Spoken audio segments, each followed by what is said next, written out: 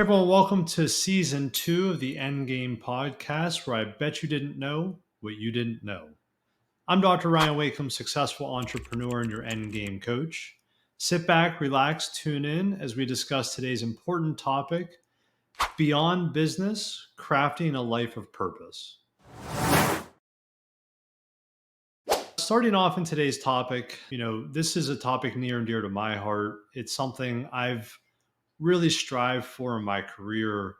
And I use the term career even a bit tongue in cheek here, which is as a board certified psychiatrist, as someone who went through medical school and residency and built a business around mental health care, especially post COVID, this is a moment in time where the idea of a career or a job is really never more pronounced. And what I mean by that is there are many individuals who are coming out of professional schooling or trade schooling or even right out of high school who are looking for a job. And I really want to make a key distinction here as we think about, beyond business and entrepreneurship and beyond this idea of purpose. Part of that, especially if you think about in your professional life or in your business life, is the idea of whether or not you're getting up every morning and you're clocking in and you're working through the day at a job and you're clocking out and you're doing that a bit on autopilot, right? And so that is a job. And I would encourage you or implore you to be thinking about what would your life look like if you weren't just working a job. By the way, you could be a founder, you could be a entrepreneur, you could be a business owner, healthcare business owner, small business owner, big business owner, and you could still be punching a clock and working a job. And I will tell you in my, through my training and also my career, what I think I've done or thought about maybe more than most and really tried to do differently is to not have a job. Always thought or always believed, and again, really preached on the idea that if you derive fulfillment and purpose from what you do, now, whether that is taking care of patients or it is exactly what you went to school for, there's so many of us that go to school for something and end up doing something completely different, or go to school for something, end up doing that something, and then, pivot at some point in one's career. And that's because when you can find purpose and fulfillment and you can layer that with skill set, now you're talking about a career. Now you're talking about deriving purpose and fulfillment day to day from your skill, from your craft, from your work that isn't just a job, right? If you wake up every morning, you punch a clock, you work your hours, you punch out, and you're performing a job, the chances that you derive purpose from that, just even using that verbiage, the chances you derive purpose from that, the chances that you're deriving happiness and recharging your batteries and really living life to its fullest are pretty low. And so this topic is really important, not just has always been to me, but also a lot of my mentors. When I think about the training I've done with Tony Robbins and Shawn Dill and a little bit with David Meltzer, if you were to think about their career path, it's very similar, which is they were trained to do one thing and they maybe did that for a bit and maybe were really good at that for a bit, but then were able to evolve into a career path that was full of and really built on a foundation of purpose and fulfillment. And when you can do that in your career, you will derive more happiness. You will stay in that career longer and you will ultimately thrive. And again, I think if you are someone who has a job, you're surviving, right? And I talk about this a fair bit, this concept of whether someone survives or thrives. It's very apparent in mental health and conditions and treatment, but it's also apparent in day to day with work, with jobs, with careers. And so this topic is incredibly important to me.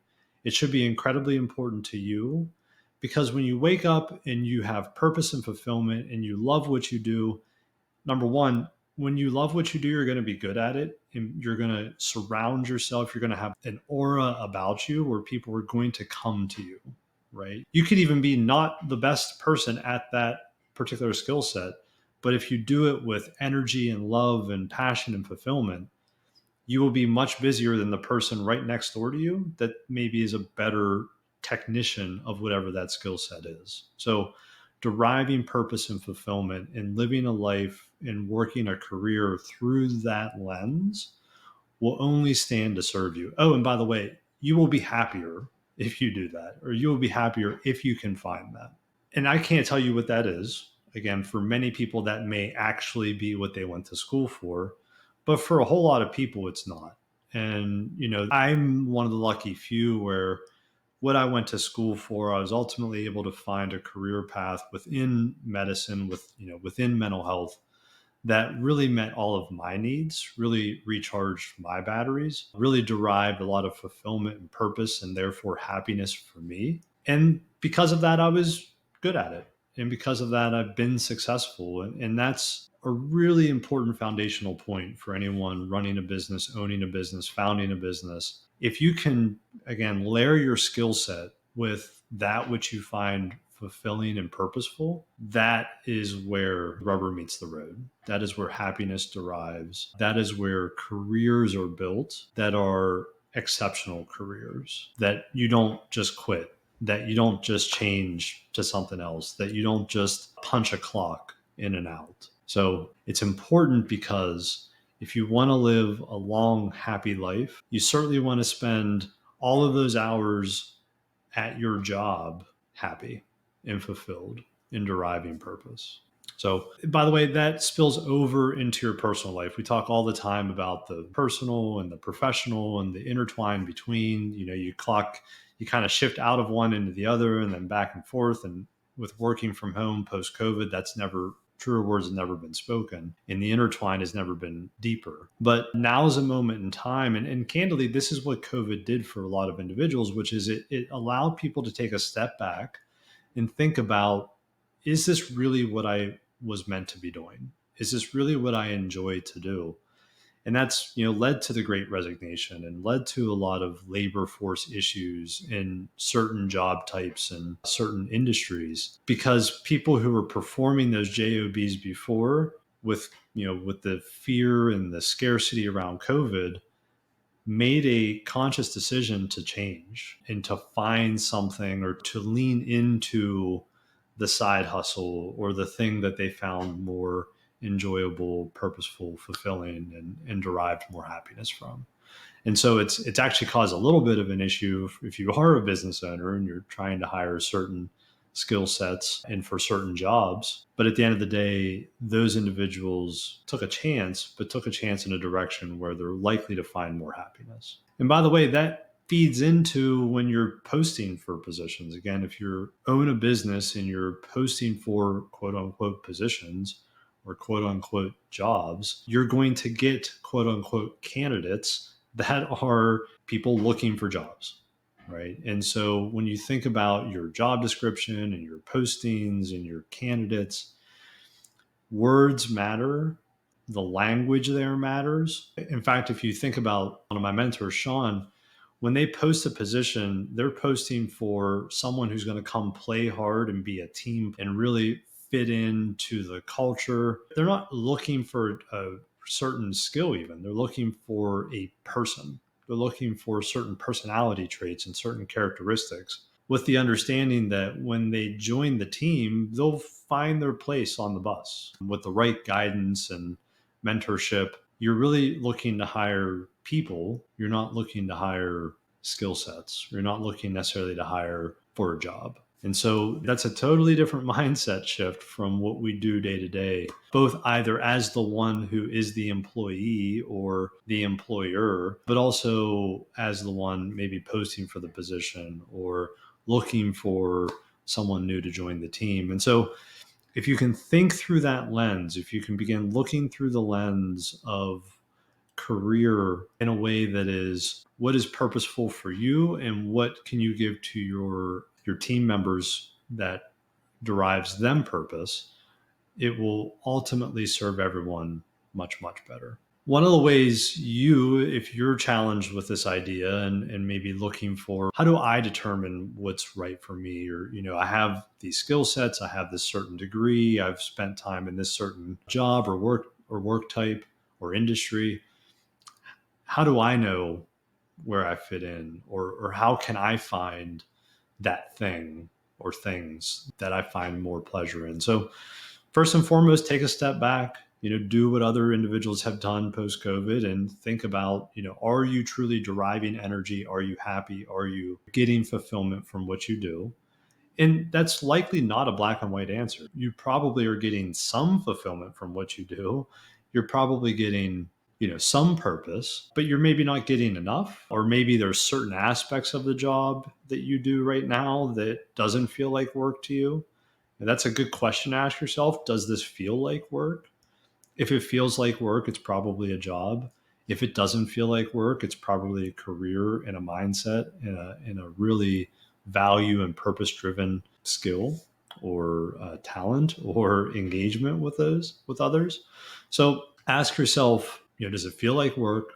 Take a step back, take an inventory. We've talked a lot about mission, vision, values and developing those maybe for your business or and other core aspects of your life. Have you thought about what are your core personal values? Have you thought about what do you find to be not just personally purposeful and fulfilling, but if you think about what values drive purpose for you, and then how does that matrix with your skill sets, right? Because again, if you can layer the two together, if you can mesh the two together, your personal values, what you derive to be purposeful, with a talent or a skill or a passion or an artistic side, if you can do that, if you can blend the two together, you'll never work another day in your life. You'll never have another job in your life. You will shine with that. And when you shine with that, people will be naturally attracted to that. And so you also won't have to, pay per click and spend a bunch of money on marketing. You won't have to go out there and try to convince people that you're good at what you do, or that you like what you do, or that you do what you do. It'll be a law of natural attraction. You will garner that business. You will garner that career just by putting yourself out in the world in a way that is through the lens of purpose and fulfillment. Another key thing to think about as you're looking through or kind of taking count of your values and what might be that blend of both purpose and fulfillment, but also skill and talent. The other balance here oftentimes is, what is purposeful or fulfilling, and how do you balance that with ambitions? And this is a common issue among kind of career pathers or entrepreneurs where, yes, there might be an instance where you've found that blend. You have a skill set or a talent. You've found what you really enjoy derives you purpose and energy. You've blended the two together. You're now successful. Maybe you started something you didn't think necessarily it would be all this successful, and it is. Now you're multiple locations or way bigger than you could have ever imagined, maybe way quicker than you ever imagined. And then you have to start straddling the line of what is your core value around this new thing, right? And I urge you to ask that question, because there's a tipping point to this as well, which is you find that perfect thing. Again, law of natural attraction, everything's going swimmingly. You haven't worked a day in your life in the last 10 years, but now you're overextending yourself. Now you're getting, just to say it frankly, maybe you're getting a little bit greedy. Maybe what was purposeful and fulfilling and really aligned with your values to this point is suddenly, again, tipping into or bordering on no longer aligning with your values, and again, maybe getting greedy, maybe getting overly ambitious, maybe overextending. And I preach a lot or talk a lot about stretching outside your comfort zone, and that's really important to be successful. But you also have to know when to rein it in, or you have to know, or you have to at least be able to take a pause, right? And actually, I've learned some hard lessons in my career and in my entrepreneurship and in my life around the tipping point between fulfillment and ambition, and making sure that I take inventory of where I am. And this is an exercise we've talked about, whether that's at the very end of a year, very beginning of a year, kind of doing a look back and a look forward and taking inventory. Because in the day to day, you're going to miss it, right? Things will snowball, and this purposeful, fulfilling talent, skill, new thing will get bigger than you imagined, quicker than you imagined. And the days will start blending into weeks, into months. And so when you can put some hard stops or some, timeouts or some breaths and manually enter those into your, whether that's a quarterly kind of assessment or, again, worst case, a yearly assessment, at least then you can do yourself the favor of taking inventory and figuring out